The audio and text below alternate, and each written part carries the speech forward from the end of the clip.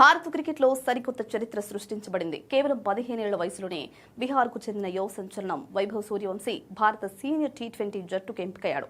రాబోయే England, Ireland పర్యటనలతో పాటు ఈ ఏడాది జరగనున్న ఆసియా క్రీడల టీ20 జట్లలో వైభవ్కు చోటు దక్కింది.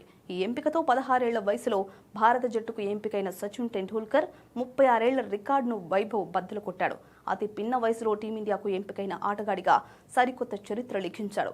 సెలెక్టర్లను బలవంతం చేసిన ప్రదర్శన. ఐపీఎల్ 2026 సీజన్లో రాజస్థాన్ రాయల్స్ తరపున ఓపెనర్గా బరిలోకి దిగిన వైభవ్ సూర్యవంశీ ఆకాశమే హద్దుగా చెలరేగిపోయాడు.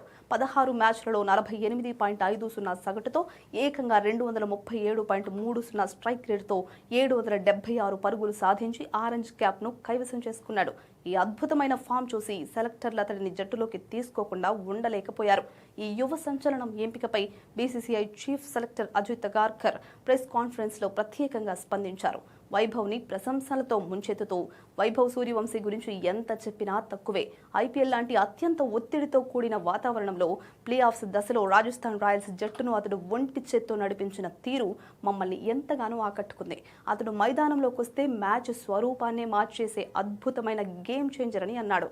అతడి వయసు చాలా చిన్నదే కావచ్చు, కానీ వరుసగా 2 ఐపీఎల్ సీజన్లలో అతడు చూపించిన పరిణతి అసాధారణం. తన అద్భుతమైన ఆట తీరుతో మమ్మల్ని జట్టులోకి ఎంపిక చేసేలా బలవంతం చేశాడు. టీ20 క్రికెట్ వీక్షించే ప్రతి ఒక్కరిలాగే మాకు కూడా అతడిపై భారీ అంచనాలున్నాయని అగార్కర్ స్పష్టం చేశారు.